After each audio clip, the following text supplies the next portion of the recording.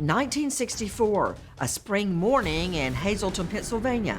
9-year-old Marise Chiverella ready to walk by herself to school. She says goodbye to her family, but they will never see her alive again. She had left early, she walked by herself to school, and at that time this was a very safe neighborhood. You were allowed to walk by yourself, and she did, and unfortunately she never came home that day.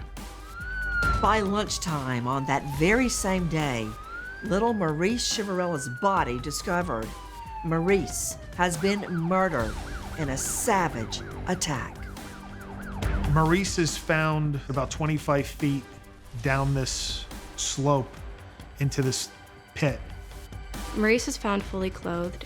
It was her hands and her feet were bound with her shoelaces, and a colorful scarf that she was wearing that day was pushed so far back in her throat that it actually knocked out a tooth. And how could someone do this to a little child? Little Marise Chiverella's family and the tight-knit community of Hazleton are devastated by her murder. Police work every lead they've got, but still the case goes cold for over half a century. Then, a new forensic science, investigative genetic genealogy, and an unusual twist gives detectives another chance. It seems to be expanding across the country, and that's a wonderful gateway for so many individuals like my family to get more answers to what really happened to their loved ones. This is a story about the cruelest of crimes, the brutal murder of a beautiful child, and how a family yearns for answers for nearly 60 years. I'm Nancy Grace. This is Bloodline Detectives.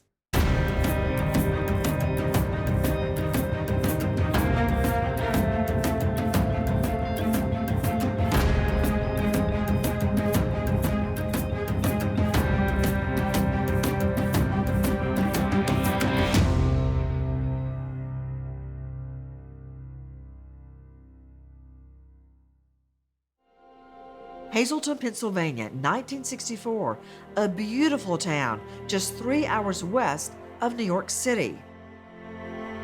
It was a wonderful time. The city was beautiful, a lot of good local businesses, a great community. You were able to leave your door unlocked. It was a good place to raise children. Marise was a quiet, shy little girl. She was 9 years old, and she was very petite. She had dark hair, blue eyes. I think she was an incredible little girl. There were 5 of us children in the family. Looking and thinking of the personalities of my siblings, they all have a great sense of humor. And that originated from my father, but my mother had a unique personality when it came to humor. She was a trickster, and that rubbed off on all of us, including Marise. She had an excellent personality, was loved by her classmates at school, and really had a strong taking to prayer. Because my mother prayed in the morning and then in the evening before she went to bed. Marise then also, when she was in 2nd grade, it told us that she was aspiring to become a Catholic nun, a teacher, a sister. And that's what she had in grade school, were Catholic nuns teaching. Little Marise Chiverella leaves for school that morning with a mission in mind: to give her teacher, the nun, a gift. Once a year, it was a tradition at St. Joseph's School to recognize and celebrate your teacher, your nun. Marise had asked my mother and father, what can I bring as a gift? Because the children would bring gifts. And having a grocery store, my father suggested, why don't we give you some canned goods to take? Marise needed, as the other students in her class, needed to get whatever their gifts were into their classroom and then scoot over to church in time so they're not late for 8 o'clock Mass. Marise said, I'm gonna get going because I've got to get these gifts into the school. Carmen, Marie, and Barry said, okay, we'll be right behind you. She was last seen in front of 212 West 4th Street by a cousin of the family through a window. And that was around maybe like 8:10 in the morning. And that was the last time that anybody that we know of can definitively say that they saw Marise Chiverella alive. It wasn't until lunchtime her sister asked her father, like, hey, has Marise been in yet? And they realized then that something was wrong. They returned back to school.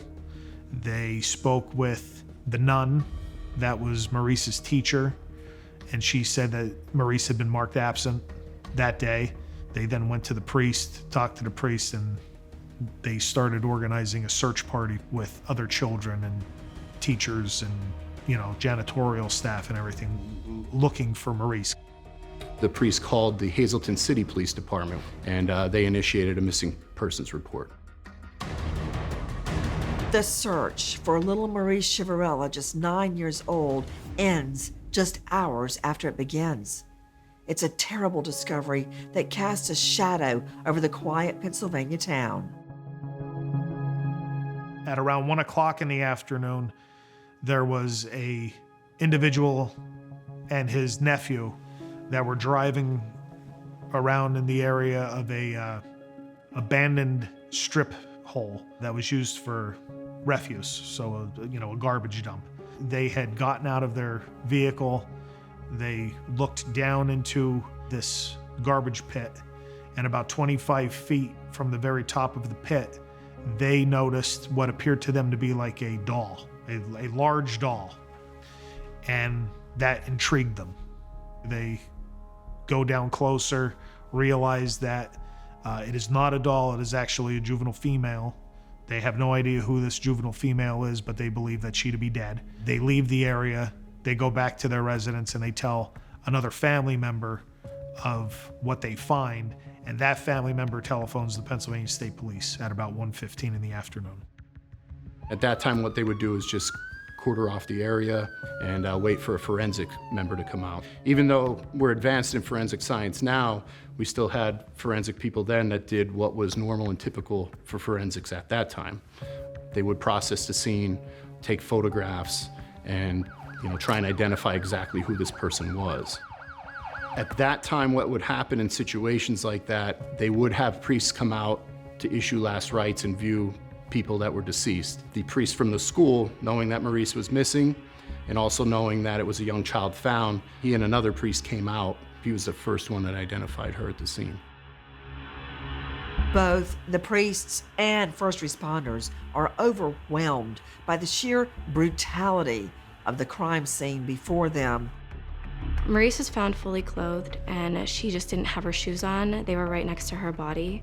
It was her hands and her feet were bound with her shoelaces, and a colorful scarf that she was wearing that day was pushed so far back in her throat that it actually knocked out a tooth. And her book bag filled with the canned goods and her pocketbook and her school books were placed right next to her as well. It's very disturbing. It is. We're talking about a 9-year-old girl. A 9-year-old girl that was bound together with her own shoelaces, deceased. Very hard, very hard. Try to explain that to the family. I can't imagine how the troopers did. It's never easy to tell a loved one that their family member isn't coming home, especially when this is so new to the community back in 1964. When I first heard about a concern for Marise, I was on my way home from high school. I see this black car pull across the intersection, stop, and then started backing up. Getting out of the vehicle was Father Rabel, one of our priests. He put his hands on my shoulders, very solemn looking, and he sort of leaned into me, and he said, "Ronald, go home. Your mother needs you. Your sister Marise is dead." I think I was also in a sense of denial. I couldn't believe I was living a dream, a nightmare, but I wasn't. Parents in Hazleton, all afraid a brutal child killer could strike again. Unfortunately, because of this horrific crime, it really changed the narrative for the Hazleton community and the fact that we can't leave our doors unlocked anymore. We can't just let our children walk by themselves to school or to the park afterwards. We have to keep an eye on them more. One of the worst fears for any parent or any female, it's been one of my fears my entire life of something like that happening. So I can't imagine being 9 years old and having to endure what she did.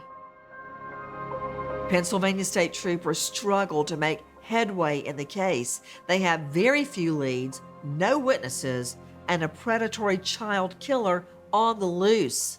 That's next on Bloodline Detectives.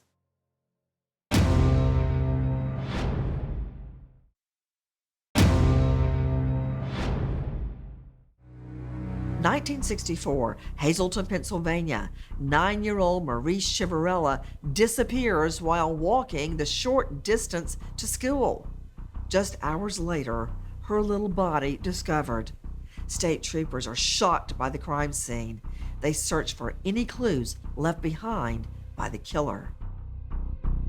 Investigators believe that she was placed there.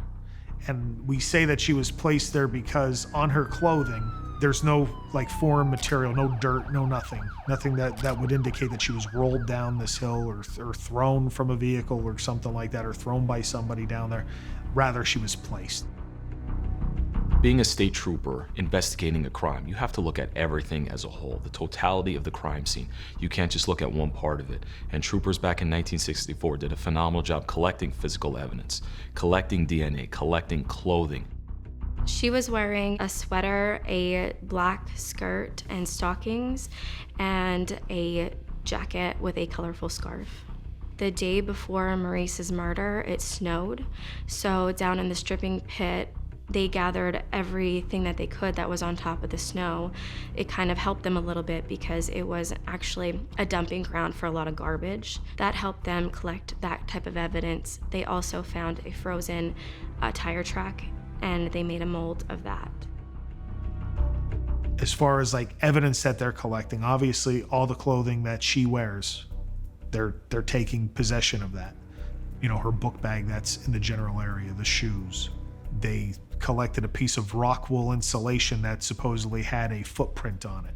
Items that looked like they were recently placed there were taken, even though that they may seem very strange in nature that you're picking up. I mean, assorted papers that may have a person's name on it. They collected an empty milk carton.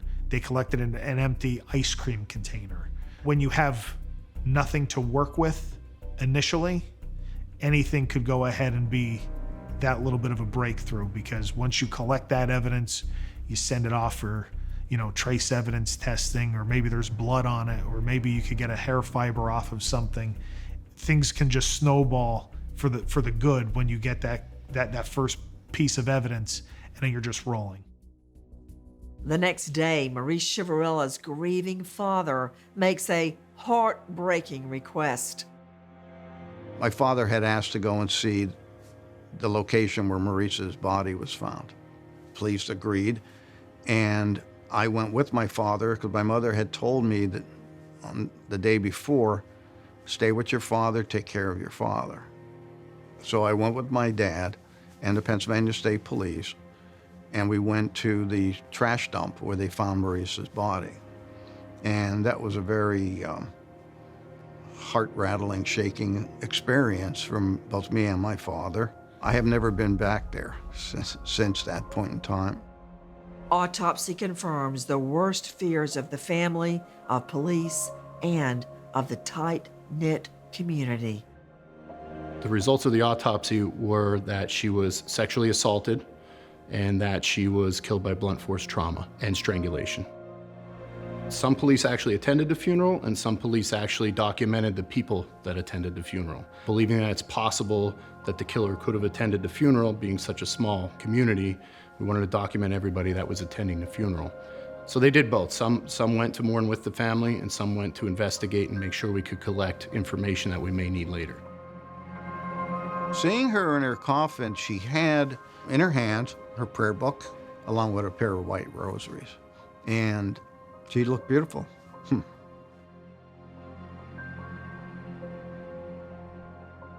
Months pass. Possible suspects come, then go. Pennsylvania state troopers continue to work the case, following up on leads and keeping the Chiverella family informed. The Pennsylvania State Police were there every day for the first several weeks, giving my mother and father updates on what was transpiring. And they were working 18-hour days, staying and sleeping at the barracks, getting maybe 4 or 5 hours of sleep and then back out. And they did that for several months without any pay. They weren't getting paid overtime. There was no such thing as paid overtime. They were doing it from the goodness of their hearts and their own minds of how horrible the crime was. They were obtaining lists of sex offenders that were from the area. They checked each and every one of them out. Sex offenders that were out of the area that were known to police. They checked everyone out. Absentees from school who were males and that were of age that could have committed this type of crime. They were checked out. All of the guests at local motels and hotels within a 25-mile radius that stayed here on the night of March 17th, all of them were contacted, all of them were checked out, be it by our department or our department contacting a local department in another state perhaps and saying, can you go ahead and reach out to these people and see what they were doing in Hazleton and try to verify something. Back in 1964 and all the way into the 80s, we used basically teletype systems. So you would send out teletype messages to different departments asking if they could provide any details on similar cases. We had cases all throughout the Northeast United States that they sent teletypes out to and information came back. They reached out to many different agencies. They followed up every lead they could, and eventually it just came to a standstill. After a year of investigating, they actually had 9,000 contacts, which led to over 22,000 man-hours, 116,000 miles traveled, and over 3,000 files of police paperwork. But all of this led to no leads, and that's when the case went cold. I don't know of one investigator who gave up hope on this case. They always said that this is a solvable case. It is. We need a little bit more technology, and we need somebody fresh to take a look at it. As we see next on Bloodline Detectives, the fresh look comes from a very clever teen with a passion for genealogy.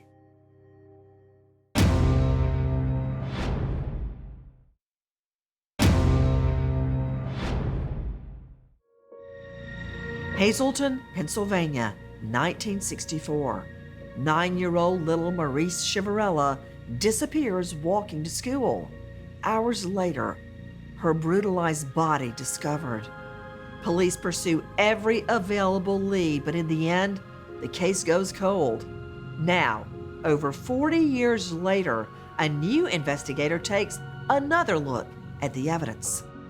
In 2007, with advancements in technology, they found a semen stain on one article of clothing that she was wearing the day of the homicide.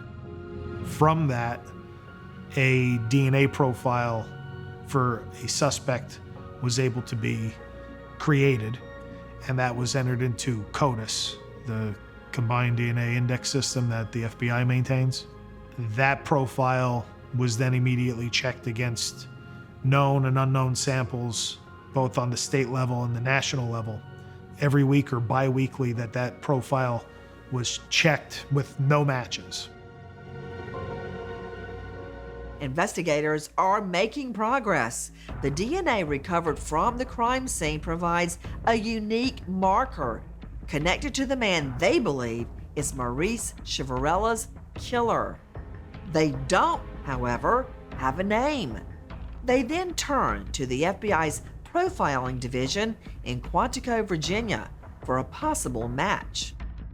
Our criminal investigation assessment officers went down to Quantico and they presented our case, and they were given a profile source of who to look for, who might have committed the crime, and some areas to maybe further the investigation, look into these types of people from back then as to who could be the suspect. With that, they moved forward with the old-fashioned police work and talking to people. However, again, it became fruitless. 2018, advances in DNA technology offer a glimmer of hope for a breakthrough in little Marise Chiverella's murder. Parabon Nanolabs in Virginia, a pioneer in the DNA process called phenotyping, joins the investigation. They concluded that he was probably of Southern European, Middle Eastern heritage. And I know that they said with about 90% confidence that the suspect was going to have either hazel or green colored eyes. Lieutenant Brutowski, who was the Troop N Criminal Investigation Unit Section Commander, he approached me and said that they were working with Parabon about developing some phenotype sketches of the potential killer. And he said we were going to have a press conference to update the community members on this. I said, that sounds like a great idea. We wanted to show the community that, number one, this case, we're not giving up on it, and we're never going to. And number two, if you recognize, maybe you see these sketches and you recognize a person, give us a call. It was all about getting potential leads. You know, we're only as good as the community that we serve. So if the community can provide us information, we will gladly take it. The press conference yields not a single lead, but it does introduce a new twist in the investigation. Eric Schubert, a teenage genetic genealogy prodigy, offers his assistance. I was homesick a lot when I was a kid, so I would be, home, bored, annoying my mother, the typical things a 10-year-old would do. I would always see commercials for genealogy, stuff like that. And then on one of these occasions when I was home, my mother, I suppose, saw one of those commercials again for a big genealogy site, and I guess the idea sort of popped into her head, you're home, you say you like this. Here's my computer, here's my account. How about you have some fun with this for 2 weeks? I sort of just quickly took a liking to it, and I never put that laptop down. It was February 5th, 2020, and I received an email from ES Genealogy. It was from a Mr. Eric Schubert. I had never heard of him before, and he had sent me an email saying that he had seen our press conference in regards to the Marise Chiverella case, and he was looking into the case himself and the history of the case, that it's one of the oldest cold cases in the Commonwealth of Pennsylvania, and that he saw the pictures that Parabon gave us, the phenotype sketches, and that he thinks he could help. And so further in the email, it says that he's a genealogist and he has 10 years of experience, which at the time, he was only 18 years old. Now, he offered his services pro bono, and he said he would love to help and be part of this team.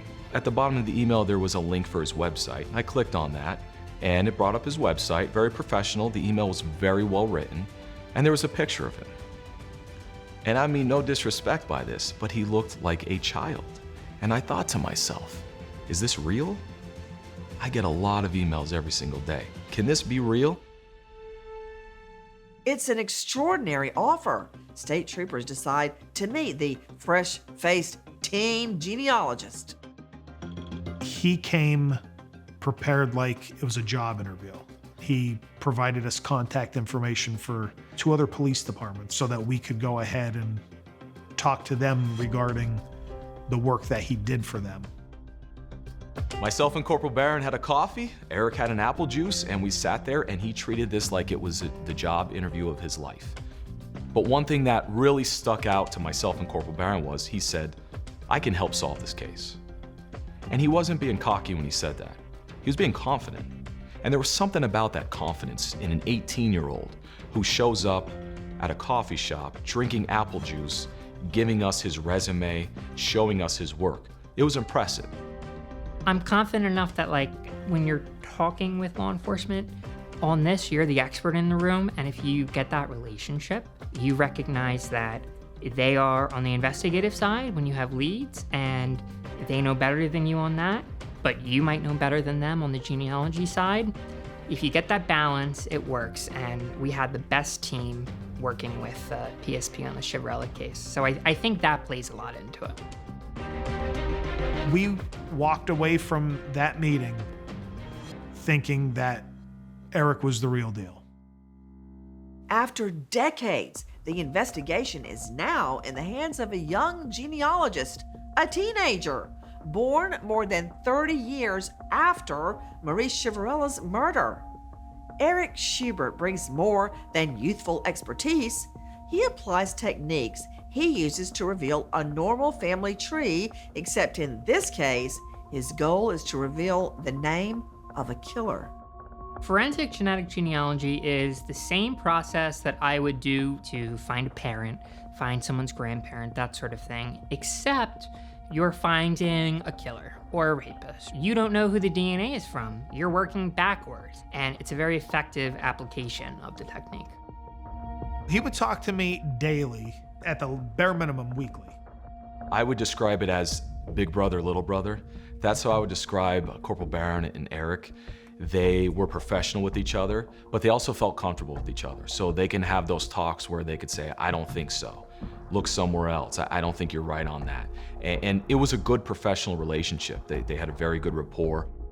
The friendship between teenager Eric Schubert and a Pennsylvania state trooper gives a comfort zone for the amateur genealogist so he can focus on Marise Chiverella's murderer.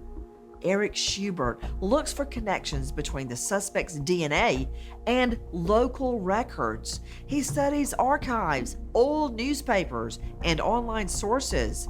It's tedious work, but step by step, Eric Schubert gets closer and closer to the heart of the killer's family tree. He then comes back to me and says, I think I have a pretty good idea of what line of this family tree our suspect is going to be on. Now, he prefaced everything by telling me that like Italian genealogy is very difficult because of records. Like they may or they may not exist. I was giving him names of people that I thought were connected in some way, and he was basically just telling me hair color, eye color, do they have a record? Because it was a violent crime. We knew who did this probably had a record. So we figured that was at least a way to quell it down. Piece by piece, Eric Schubert assembles the genetic jigsaw puzzle until remarkably he uncovers what has been hidden over half a century: the identity of Marise Chiverella's killer. That's next on Bloodline Detectives.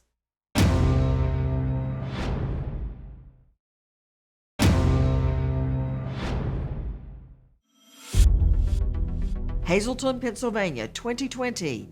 18-year-old Eric Schubert, a prodigy in investigative genetic genealogy, is close to solving the 1964 murder of 9-year-old Marise Chiverella.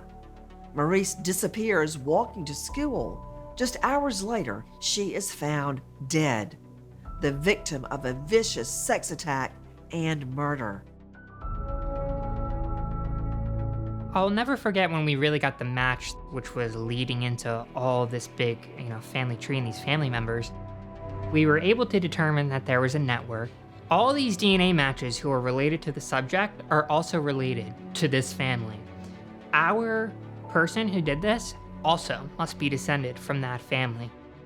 It wasn't a super strong match, but it just allowed us to say, okay, we're doing something right. We know we're in the right direction. Let's dive into this family. Schubert was given marked names as to whom may be associated or related to the specimen that had been found on Marise's blouse. Mark and I would go out and obtain buccal swabs from whom we believed would be family members. We had gotten a DNA sample from an individual, and it was like 1,100 centimorgans. And we're like, that's like a first or a second cousin. Quite honestly, like when we went and we talked to this individual, I was 100%, and I'm being honest when I tell you this, I thought that whomever I was looking for was still a distant relation that was probably from New York or New Jersey. I didn't think that it would be somebody that was from the area. When we had narrowed in on this big family tree and we were really getting into Hazleton and going through some of these names, we basically whittled down our list to 4 people. Of the 4 men, one was still alive at the time. We initially went down and sat on his house with some undercover people, and we were gonna pull some trash and get a DNA profile from the trash. We waited a few days and they didn't put their trash out, so we decided that Corporal Barron and Trooper Kuros were just gonna do what they had been doing all along, and they were gonna approach him and explain what we were doing, and we're working on this case, and you know, it would significantly help if we could get your DNA profile. So the gentleman agreed. We took his profile. Corporal Barron went to the airport. We got our airplane and he flew it to the DNA lab out near Pittsburgh, and we had that processed overnight. And so we were very eager to get that, because if this was our suspect, we were gonna make an arrest. The swab taken from the potential suspect does not deliver the 100% match investigators want. It does, however, point them in the right direction. The Y DNA from that gentleman did not match, so now we were on to two brothers. So there was two brothers on one side and two brothers on the other. So once we knew this brother's DNA didn't match the Y DNA, we knew it had to be one of the other two brothers. We looked at criminal histories. We did our due diligence, we did our research, and we found that James Fort had a criminal history. His brother Frank did not. His brother had passed about a year prior to us getting there. Corporal Barron and I went and visited Frank Fort's widow, and we asked her if he had any belongings that may have DNA on them. She provided us a couple of combs, hairbrushes, and razor blades that had hair samplings on it. We then submitted those to the lab, and they excluded Frank. The power of investigative genetic genealogy and the determination of investigators combine to deliver a breakthrough, a list of 4 suspects. It's reduced to a single name, James Fort. James Fort was from the Hazleton area. He had died in 1980 at the age of 38 of apparent natural causes. He was a bartender. From the limited information we have on James Fort, because his name did not appear in our report from the original investigators, in 1974, he was arrested and charged for involuntary deviant sexual intercourse, indecent assault, and aggravated assault. That was in 1974. And then I believe in 1978, he was arrested, according to the newspaper, for recklessly endangering another person and harassment by communication. The evidence against James Fort is strong, but it does not prove with an absolute 100% certainty he is the man that cruelly murdered Marise Chiverella. To be sure Fort's the killer, investigators need a warrant to exhume his body and extract a DNA sample from his bones. Corporal Barron and the, Luzerne County District Attorney's Office, they went before a judge, had a hearing, and all my work was approved by the judge to approve the exhumation order of James Paul Fort to be exhumed to prove if he was the one who did this. We exhumed his remains. It started at like 7 a.m. and we wanted to do it with the least amount of fanfare and the least amount of knowledge by anybody that we were doing it, to avoid any type of media frenzy. The pathologist was there. He collected some samples that were sent off to the DNA lab for testing, and ultimately we got our result. This is a result that, even by today's standards of forensic science, it's extraordinary. We find out why next on Bloodline Detectives.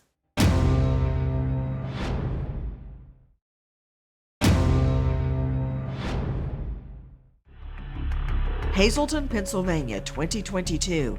After 58 years and thousands of hours of detective work, Pennsylvania State Police know with certainty who murdered 9-year-old Marise Chiverella. I got a call from Jeff Sacchetti, who's our lead DNA guy out there, and he said, "You got him." And I said, "Sorry." Said, "You got him." And I said, "What do we got?" And he said, 1 in 25 or 1 in 27 septillion. that only one person in that many people could have that DNA profile match.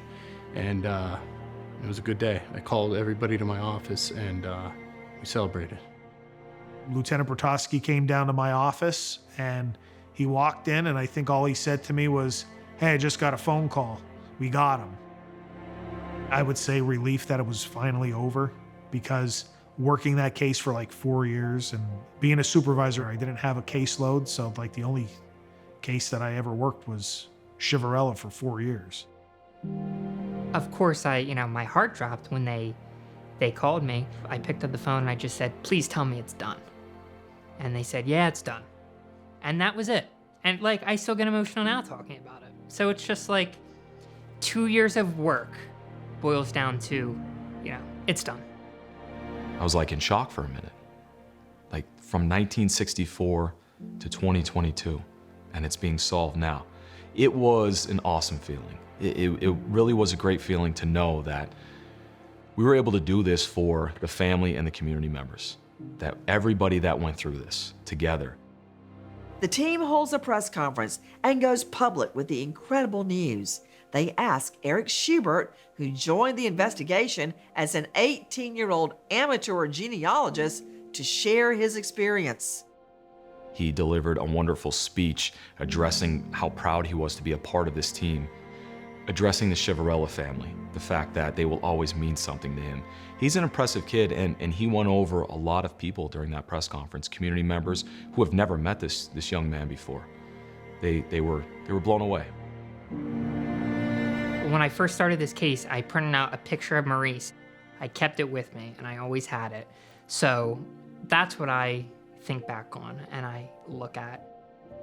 She is why we were doing the work, and her family. I think Eric is a young man well beyond his years, a brilliant person in the research that he's doing, and I'm very thankful that he called us that day. Marise's case was the 4th oldest case in the entire nation, and I think for it to be solved in Hazleton, they felt a major sigh of relief to finally know who did that to Marise, and that he only lived until 38 years old, and he could no longer hurt anybody else. I don't know if there's really going to be closure for the family, or for maybe even like the people who knew Marise. I think one thing that you could say is that maybe the community could start to heal after 57 and a half years. It was a big deal for our community, and I believe it's a big deal anywhere. We were the oldest case in Pennsylvania to use forensic genetic genealogy to solve a case. In the country, I think it's one of the oldest cases to be solved. So we knew that pressure was there doing the news conference. However, I felt good because the family had closure. The news that the mystery of Marise Chiverella's murder is finally solved brings some comfort to her brother, Ron, but it can never lessen the pain of his loss. It doesn't give me closure, it gives me answers. I have answers of who the individual was. I've even had someone say, "Well, now you can heal." Okay, well, I never have Marise again. I'm limited because I never met the nieces and nephews I would have had from Marise. I don't know who her husband would have ever been. So all of those absences over the last 50-some years, our family was robbed of. Needless to say, of the main entity that we lost was Marise. After the press conference, the Chiverella family invites the whole team to an intimate memorial at Marise's final resting place. We set the vase of flowers with our Pennsylvania State Police patch next to her headstone, and we had a moment there with the family, and it was a very surreal feeling. It really was, and my part in this was very minor. But I was proud to be there with that family, knowing that the department that I work for, the Pennsylvania State Police, were able to give this family closure. We have a close bond and a friendship that's grown out of this tragedy. If there's any positive thing that could be gleaned from, this type of an investigation, is that, I've been able to form friendships with the Chiverella family. Without the groundbreaking science of investigative genetic genealogy, a case nearly 60 years old would never have been solved. It seems to be expanding across the country, and that's a wonderful gateway for so many individuals like my family to get more answers to what really happened to their loved ones. Solving the tragic murder case of Marise Chiverella, just 9 years old, is incredible.